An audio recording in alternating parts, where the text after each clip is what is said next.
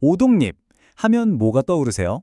아마 많은 분들이 쓸쓸한 가을밤, 그런 서정적인 이미지를 생각하실 거예요. 그런데 말이죠. 그 이미지 뒤에 우리가 전혀 몰랐던 역사가 숨어 있다면 어떨까요? 오늘 그 이야기 속으로 한번 들어가 보겠습니다. 아마 많은 분들이 이 노래 가사 때문일 거예요. 1976년에 나온 최현 씨의 노래 오동잎. 이 한 구절 때문에 우리에게 오동잎은 그냥 가을의 고독, 쓸쓸함의 상징처럼 굳어졌죠. 하지만 이 서정적인 상징 뒤에 전혀 다른 역사가 숨어 있다면 믿어지시나요? 네, 바로 이 질문이 오늘 이야기의 핵심입니다. 우리가 알던 그 쓸쓸한 오동잎이 한때는 황제와 정복자의 문장이었다는 사실, 좀 상상이 안 가시죠? 지금부터 이 상징이 품고 있는 전혀 다른 얼굴을 한번 들여다보겠습니다.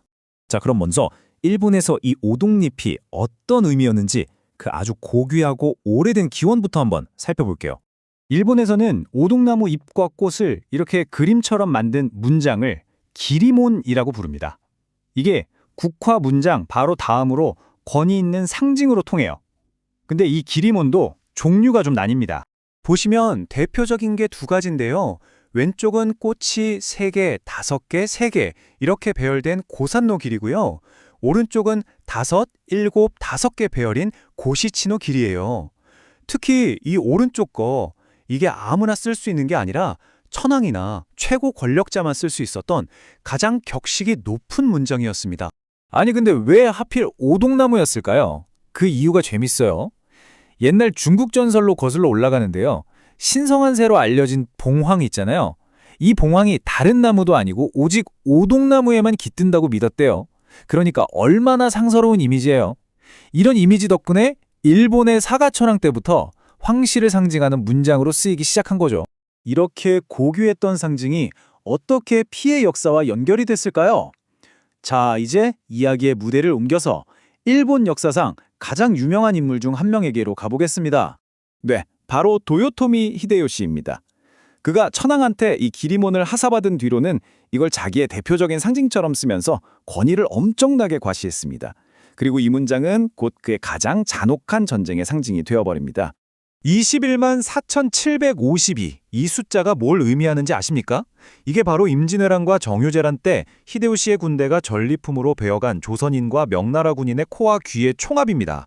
역사 기록을 보면요. 조선인이 18만 5,738명, 명나라 군인이 2만 9,014명에 달했다고 해요. 정말 충격적인 건 이게 그냥 마구잡이 학살이 아니라 아주 체계적인 포상 시스템의 일부였다는 점이에요. 히데요시는 부하들한테 적의 목 대신 코나 귀를 베어오라고 했고 그 숫자에 따라서 공로를 인정하고 상을 내렸다는 겁니다. 그렇게 소금에 절여져서 일본으로 보내진 코와 귀는 교토에 거대한 무덤을 이루게 됐는데 이게 바로 귀무덤입니다. 더욱 아이러니한 건 이 끔찍한 무덤 바로 근처에 이 명령을 내린 히데요시를 신으로 모시는 도요쿠니 신사가 있다는 사실이죠.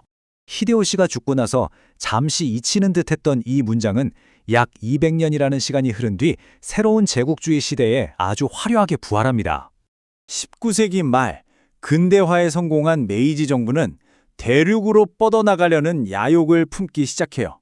그리고 이걸 정당화하기 위한 역사적인 아이콘으로 도요토미 히데요시를 다시 불러낸 거죠. 그의 조선 침략을 마치 위대한 영웅의 업적인 것처럼 포장하기 시작한 겁니다. 히데요시의 상징이었던 기리모는 그렇게 제국의 공식 문장으로 착착 자리 잡았습니다. 처음엔 고위 관료들의 옷에서 시작해서 국가 최고 훈장에 들어가더니 마침내 1910년 식민지 조선을 통치하는 조선 총독부의 상징이 된 것입니다.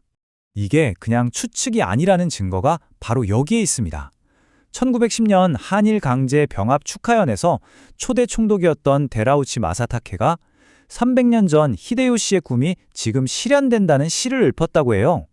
자신들의 침략이 히데요시의 유지를 잇는 것이라고 공공연하게 선언한 셈이죠.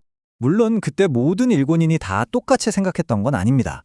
당시 시인이었던 이시카와 타쿠보쿠는 병합 소식을 듣고 지도 위 조선의 먹물을 칠하며 비통한 심정을 노래했습니다. 그는 이 침략이 가져올 조선 민족의 고난을 이미 예감했던 것이죠. 시간은 꽤 흘렀지만 이 제국의 상징은 우리 주변에 여전히 그 흔적을 남기고 있습니다. 지금도 찾아보면 그 흔적들이 우리 주변 곳곳에 남아 있습니다.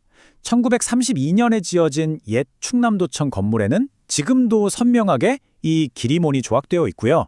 일본의 명문 스쿠바 대학은 전신학교의 상징을 이어받아 여전히 교표로 사용하고 있죠.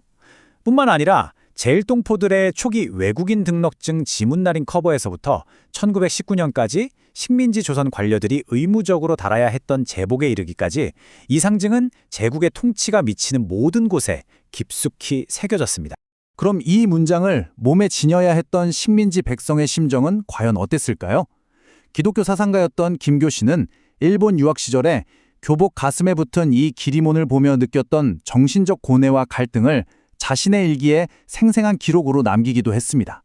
가을밤의 쓸쓸한 낙엽에서 황제의 권위로, 그리고 정복자의 야욕과 제국의 상징으로까지 오늘 우리는 오독립 하나에 이렇게나 깊고 아픈 역사가 담겨 있다는 걸 함께 여행했습니다. 어쩌면 우리가 무심코 지나치는 모든 것들에는 우리가 아직 알지 못하는 이야기가 숨어 있을지도 모릅니다. 오늘 이 이야기가 여러분 주변의 상징들을 다시 한번 돌아보는 계기가 되었으면 합니다.